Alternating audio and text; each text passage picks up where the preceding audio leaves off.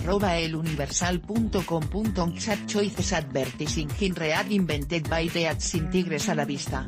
Janine Otalora Malasis y Lorenzo Córdoba ven firmes y unidas a las dos instituciones que encabezan, el Tribunal Electoral del Poder Judicial de la Federación, TEP, y el Instituto Nacional Electoral, INE, de cara a una elección histórica.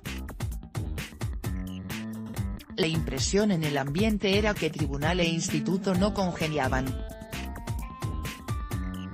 Pero, de manera excepcional, ambos aceptan una entrevista conjunta con El Universal, en la que aclararan que constituyen un matrimonio bien avenido.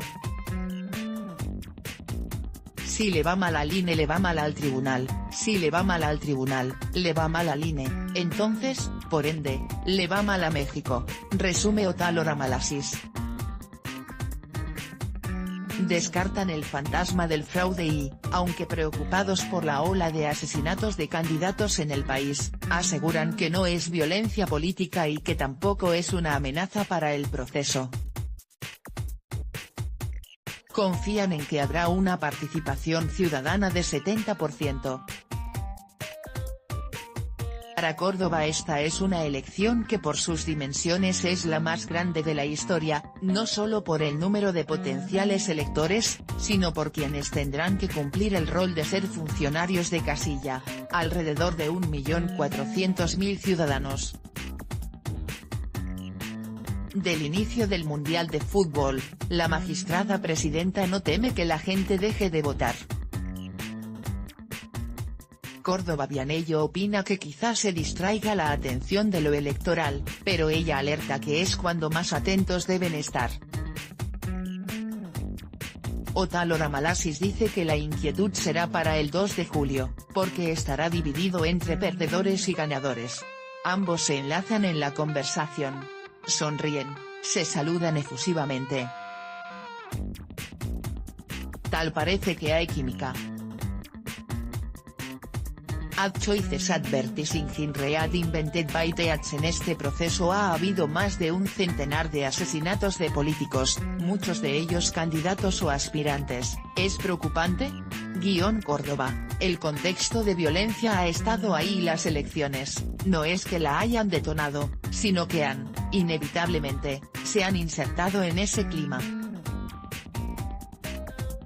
Janine Otalora ha hecho llamados muy claros de que la violencia es la antítesis de la democracia y contamina el proceso electoral, perdemos todos.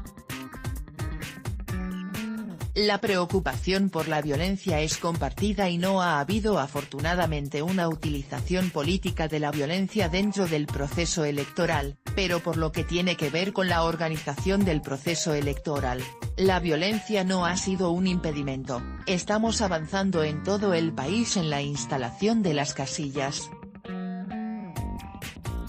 La elección no está en riesgo por la violencia, sí hay que tener cuidado de que la violencia no se nos desborde y como ha venido diciendo Janine, y seguramente lo dirá mejor que yo ahora, que, no contamine la elección y el proceso democrático. Otalora, como bien lo decía Lorenzo, es cierto que la violencia se ubica sobre todo a nivel local, nunca tuvimos 30 estados simultáneamente en proceso electoral. Entonces, quizás si hubieran sido 3 estados, hubieran sido, no sé, 5, 7 asesinatos. Ojo, no estoy justificando el asesinato de actores políticos, pero sí hacer claramente esta diferenciación entre la violencia política y lo que podría ser la violencia institucional cuando ya hubiesen actos de violencia hacia autoridades electorales, que pondrían en riesgo el que se lleve a cabo la jornada electoral. Sí quisiera nada más insistir en que así como llevamos años diciendo, el voto tiene que ser libre, la gente tiene que salir a votar, no vender el voto, votar en conciencia, en lo que uno piensa, también ahora por la propia evolución que ha tenido México, es hora de decirle. a los ciudadanos que no puede ser el crimen el que decida si van o no van a sufragar y el ejercicio de este derecho político que tanto ha costado en México construirlo, fortalecerlo, ejercerlo, salgan a votar. Al contrario, es la mejor respuesta finalmente y la más fuerte. Se ve que se reúnen, que platican, sin embargo, tenemos la impresión de que se andaban aventando los sartenes, esa impresión daba cuenta que así estaba el instituto y el tribunal electoral, ¿si se estaban aventándose los sartenes? Otalora, para nada, no podríamos haber construido esta relación y esta complicidad en 48 horas, definitivamente no. O sea, un buen matrimonio no se construye en 48 horas. Otalora, no. Córdoba, tampoco fue amor a primera vista, pero se va construyendo. Un divorcio sí. Otalora, aquí diría y he dicho, estamos en una dinámica que crea nuestro propio sistema electoral, de que los propios partidos políticos o candidatos independientes impugnan lo que decide el INE con el Tribunal Electoral, así está hecho el sistema. Nosotros resolvemos, ya sea, confirmar, modificar, o revocar. Hace poco Lorenzo y yo estábamos haciendo el recuento de cuántos acuerdos trascendentales el tribunal ha confirmado, calendarios electorales, conteo rápido, en fin, ha habido otros en los que no hemos salido a medios a decirlo. Lorenzo y yo tenemos diálogo, lo tenemos también entre integrantes del Tribunal Electoral y consejeros del INE, entonces no es una relación construida de unas horas para atrás. Córdoba, yo diría una cosa complementando, hay una natural tensión entre el INE y el Tribunal Electoral, en el propio diseño de la ley. Hay un acto, una decisión digámoslo así, que por ley tiene que implicar una especie de cambio de estafeta o turno de estafeta al TEP, solo uno y es lo que tiene que ver con la calificación de la elección presidencial. Lo enfatizo por esto que señalaba Janine, a propósito del diseño, cuando el tribunal tiene que conocer y pronunciarse sobre una decisión del INE, con excepción de la presidencial, es porque hay un litigio, una inconformidad, es porque alguien está impugnando la decisión del INE porque no está de acuerdo, y el tribunal electoral tiene que discernir. Dado que andan de moda las referencias beisbolísticas, aunque vamos al mundial, el índice de bateo del INE en el tribunal es bastante bueno, andamos sobre 80% de resoluciones confirmadas, otras se regresan para continuar o modificar la decisión, otras son simple y sencillamente revocadas, y es natural que en un contexto tan politizado, en donde las impugnaciones, eso no lo dice Janine lo digo yo, las impugnaciones tienen incluso una intencionalidad política, el resultado del tribunal, las sentencias del TEP se lean así, con una perspectiva política, le enmiendan la plana, le dan un coscorrón al instituto electoral o no. Ha habido momentos y decisiones polémicas y relevantes que han sido objeto de escrutinio público, y que es natural, incluso en las que hay magistrados, hay consejeros que hacemos pronunciamientos públicos, pero eso es natural en un sistema democrático. Encontramos en este diálogo con el tribunal una solución por la cual vamos a tener un conteo rápido al filo de las 11 de la noche, el 1 de julio, los datos se van a tomar de un documento legal que no es el acta que se tiene que llenar hasta el final, pero sí de una hoja de operaciones, prevista, insisto, en la ley y es un caso exitoso. Ha habido momentos de tensión, como el que puso en la boleta a El Bronco. Esto manda una señal. Digamos hacen la tarea y ustedes se la rehacen y se las regresan, ¿que hay una especie de pugna entre ambas instancias? Otalora, a ver, yo aquí lo que asumiría como parte es que, en efecto, el INE decide algo, El tribunal decide otra cosa, están los actores políticos contentos, enojados, de acuerdo con lo que se trata y está toda la opinión pública, que empieza a analizar las decisiones de ambas instituciones y esto empieza, obviamente, digamos, a calentar el ambiente. Lo ideal, lo asumo totalmente, sería que en este caso las instituciones se retraigan y digan: bueno, analicen mis decisiones y en el caso nuestro las sentencias hablan por sí mismas. El caso, de Jaime Eliodoro Rodríguez Calderón el Bronco, salió dividido, muy dividida la decisión en la Sala Superior, 4-3, o sea por un voto, se perdió, es la democracia, entonces es una prudencia que tenemos definitivamente que tener y que aprender, yo lo asumo. Córdoba, en 28 años no ha habido una sola sentencia que no se haya acatado. En democracia, tenemos que acostumbrarnos a la discusión, ahora, esto es una cosa, entendemos también y esto sí es una responsabilidad de las autoridades de ir construyendo un ambiente de certidumbre respecto a lo que viene, los comicios. La gente puede estar tranquila de que el INE y el tribunal están sólidos y unidos en lo esencial de cara a la elección del 1 de julio próximo. Otálora, completamente seguros pueden estar de que somos dos instituciones fuertes, sólidas, responsables, listas y que además con una solidaridad y una visión en conjunto de que este proceso electoral debe ser todo un éxito para la ciudadanía, finalmente para México y que eso es al final del día lo único que cuenta.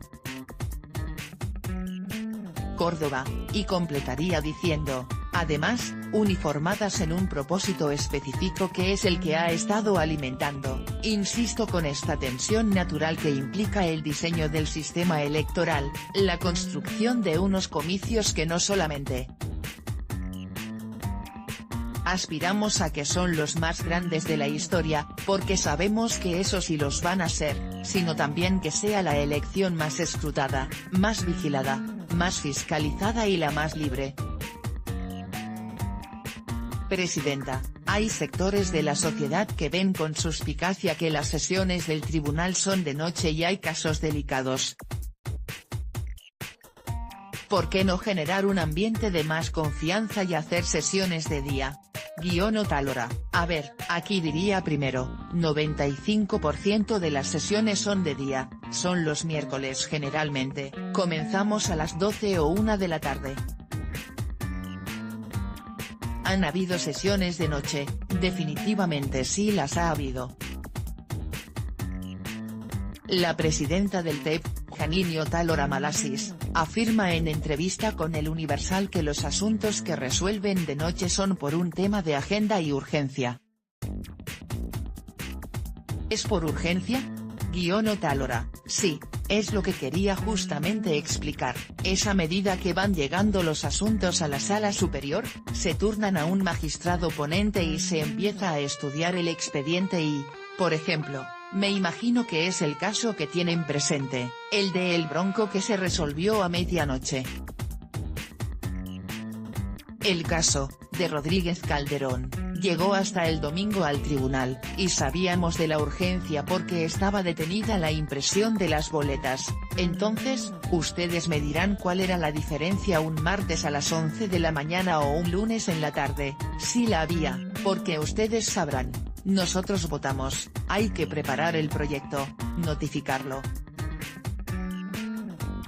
a todas las autoridades, y esa es la razón por las que de manera excepcional en esta integración hemos salido a resolver asuntos de manera tardía, eso es, y muy conscientes de que, aunque son televisadas, lo mejor es de día y no mandar ese mensaje de que se resuelve en lo oscurito, que no es el caso.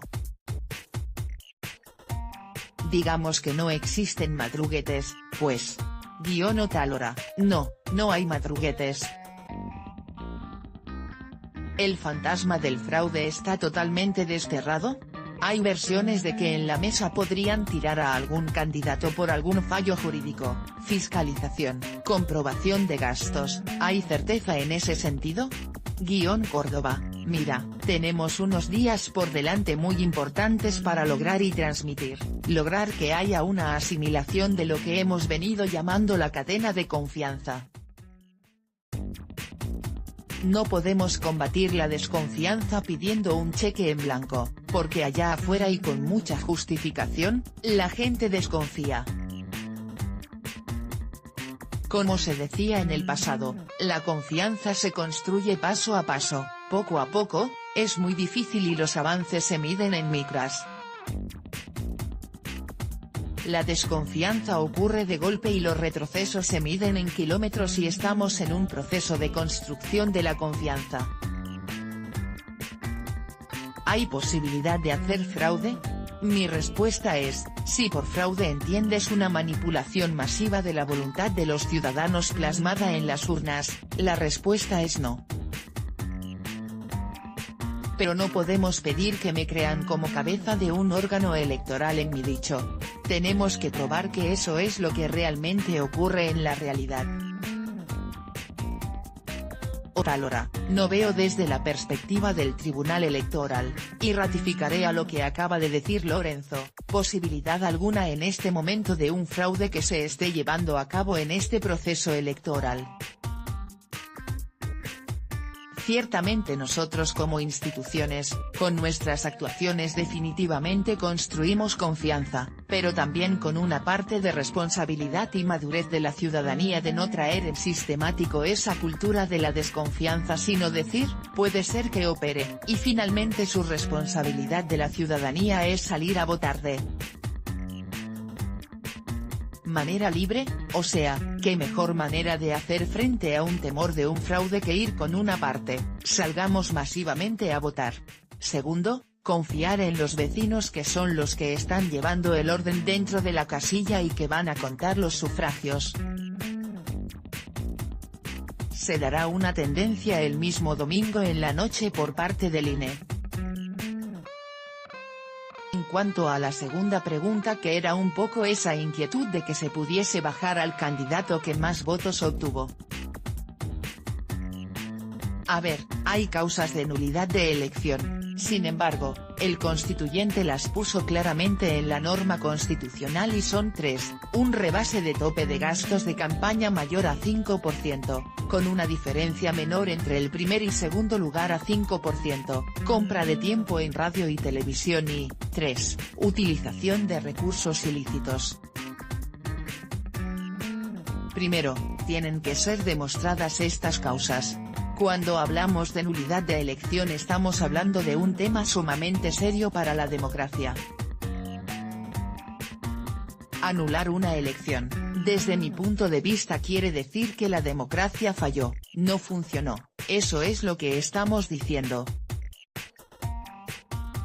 El consejero presidente del INE, Lorenzo Córdoba Vianello, asegura en entrevista con El Universal que hay confianza en el sistema electoral para los comicios del 1 de julio.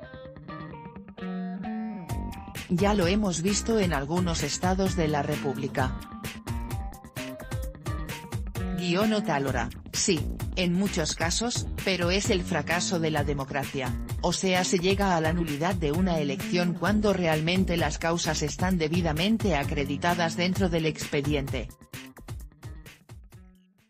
Entonces, ante una inquietud, una fantasía que puede haber de que el TEP llegase a bajar a un candidato, es algo muy remoto que hoy por hoy no está ni en la mente del tribunal ni en la mente de, no me lo imagino, a través de la fiscalización y creo que esto forma parte de la responsabilidad de las autoridades que tienen a cargo la paz social del futuro de México. Pareciera que cada gran elección queremos hacer una nueva gran reforma electoral. ¿Ustedes verían que nos encaminaríamos a otra gran reforma después de este proceso o ajustes normales que se tienen que hacer? Otálora, ¿necesitará ajustes? O sea, toda ley es perfectible por definición. El único voto que haría, porque eso es del ámbito de quienes resulten electos legisladores, es escuchar a quienes son encargados de aplicar y de interpretar la ley. Finalmente tenemos esa experiencia en que se puede mejorar la ley, en que hay que eliminarla, sería en cuanto al titular del Tribunal Electoral, lo único que diría es, escuchen a quienes conocen esta maleabilidad de la ley. Córdoba, coincido y diría lo siguiente, tenemos una ley electoral derivada de la reforma de 2014 muy compleja, difícil de instrumentar y de interpretar, pero no es la primera vez que estamos aplicándola, es decir, de hecho estas elecciones van a implicar el cierre del primer ciclo de vida, por llamarlo así, de esta reforma electoral. Hemos venido adecuándolas para volverlas operativas y sin medias tintas, vamos a una elección compleja con una normatividad compleja, sí, pero adecuada para poder enfrentar el reto. Hemos venido realizando, tanto el TE como el organismo electoral un listado importante de lo que valdría la pena corregir, no obstante, la ley no es un elemento de incertidumbre de estos comicios. Claro, que necesite cirugía mayor. Córdoba, no, y vale la pena que dejemos las reformas electorales, que siempre serán necesarias, en paz, al menos en su centralidad, porque los problemas del país no están en lo electoral, están en otros lados. ¿Será pertinente revisarlas? Sí, ojalá previa escucha de quienes tenemos algo que decir respecto de la norma porque la aplicamos y la interpretamos. O tal hora, finalmente, si logramos construir esta confianza de todos hacia todos, instituciones y ciudadanos, lo que sí podría hacerse es regular un poco menos. Córdoba, desregular, coincido. Que eso es una paradoja, perdón es que, abriste un punto Janine, importantísimo. Nosotros a lo largo de 30 años prácticamente hemos querido regular todo para inyectar, en teoría más certeza. Lo que nos ha pasado es exactamente lo contrario, tenemos un sistema hiperregulado. Tenemos un colega del Consejo General, del INE, dice que tenemos un sistema barroco y coincido. Es más, creo que es hasta churrigueresco porque es un barroco recargado y eso lejos de inyectar más certidumbre ha provocado más litigiosidad, porque hay que interpretar más. Entonces, después del 1 de julio no se suelta el tigre. Córdoba, digamos que hemos construido un sistema electoral que nos ha permitido domar y encauzar por la vía pacífica las diferencias, la pluralidad, la diversidad ideológica y política y tenemos una oportunidad única para poder refrendarlo. Este 1 de julio tendremos una gran fiesta cívica, estaremos muy atentos en nuestras responsabilidades para que ocurra y creo que es una gran oportunidad, repito, para refrendar y reconstruir nuestra confianza en la democracia. Leer más.